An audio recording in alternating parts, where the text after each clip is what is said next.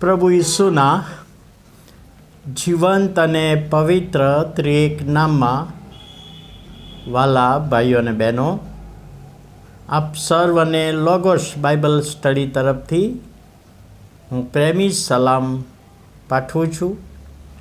અને આજનો દિવસ 5મી ડિસેમ્બર 2024 અને ગુરુવારનો આ નવો દિવસ આપણા જીવનમાં પ્રભુએ બતાવ્યો માટે પ્રભુનો ખૂબ આભાર માનીએ છીએ.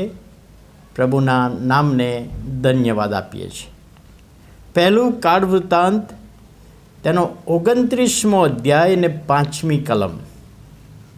પહેલું કાળ વૃત્તાંત 29મો અધ્યાય અને 5મી કલમમાં ગઈકાલે આપણે જોયું કે દાઉદે સુલેમાનને જે આત્મિક શિખામણ આપી એના અનુસંધાનમાં જ આ વચન આપણને આપવામાં આવ્યું છે.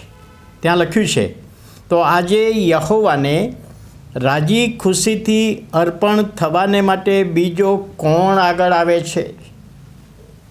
આનું બેકગ્રાઉન્ડ, દાઉદ રાજાએ લોકોને ભેગા કર્યા, લોકોને ઉત્તેજન આપ્યું કે મારા દીકરા સુલેમાનને યહોવાએ જવાબદારી સોંપી. મારી ઈચ્છા હતી કે હું મંદિર બનાવું, પણ યહોવાએ મને એ જવાબદારી સોંપી નથી, પરંતુ મારા દીકરાને સોંપી છે.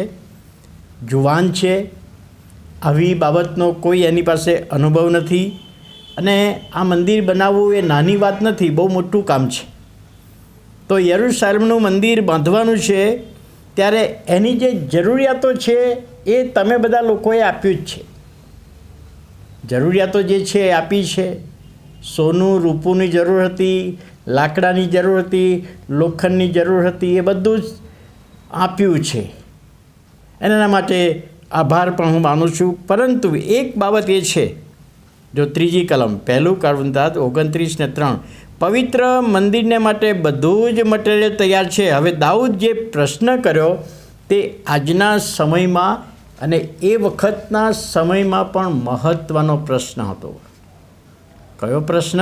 ત્યાં લખ્યું છે કે આજે યહોવાને રાજી ખુશીથી અર્પણ થવાને માટે કોણ આગળ આવે છે? મંદિરને માટે જે વાના મટીરિયલની જરૂર હતી એ બધું જ મળી ગયું છે. કોન્ટ્રાક્ટર કહો, એન્જિનિયર કહો, એ બધી જ બાબતો મળી ગઈ છે એમ કહેવાય.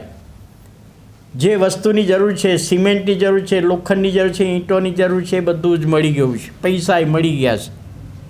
પણ હવે જ્યારે કામ શરૂ કરવામાં આવે છે ત્યારે મારા પુત્રને પણ મેં કહ્યું છે, ગઈકાલે આપણે જોયું, મારા પુત્ર સુલેમાન, તું તારા બાપના દેવને ઓળખ. મેં મારા પુત્રને પણ કહ્યું છે અને તમને બધાને પણ અત્યારે કહું છું. એવું દાઉદ કહી રહ્યા છે કે હવે આ મંદિરનું કામ શરૂ કરવાનું છે, ત્યારે યહોવાને વ્યક્તિ અર્પણ થવાને માટે કોણ આગળ આવે છે?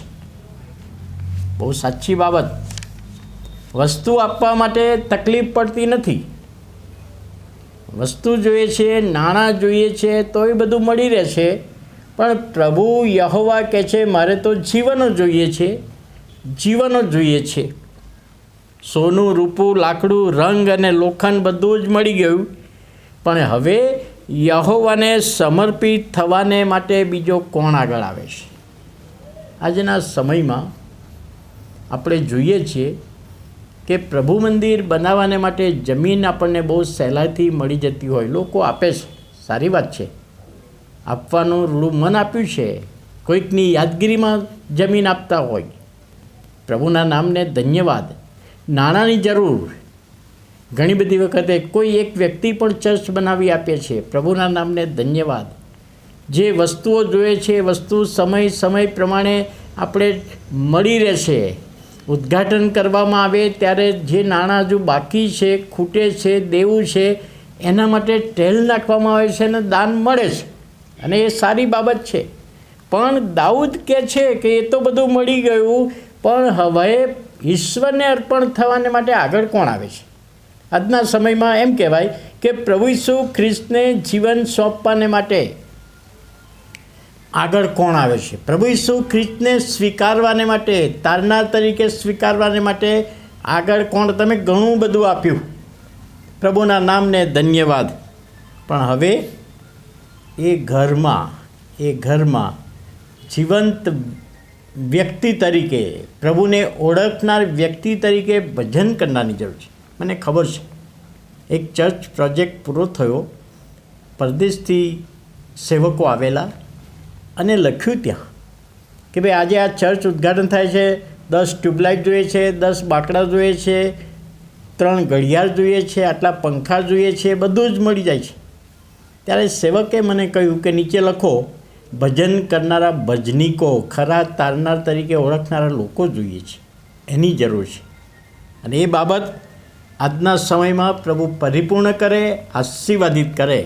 બધું આપ્યું છે પણ પ્રભુને જીવન સોંપનારા બને, એ બહુ મોટી બાબત છે. ત્યારે સમજવામાં પ્રભુ તેના આત્માની દોરવણી આપે, સહાય પૂરી પાડે. પ્રાર્થના કરીએ.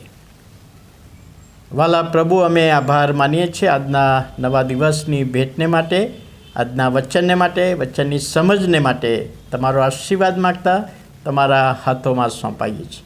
પ્રભુ ઈસુના નામે સાંભળો, માન્ય કરો. આમેન.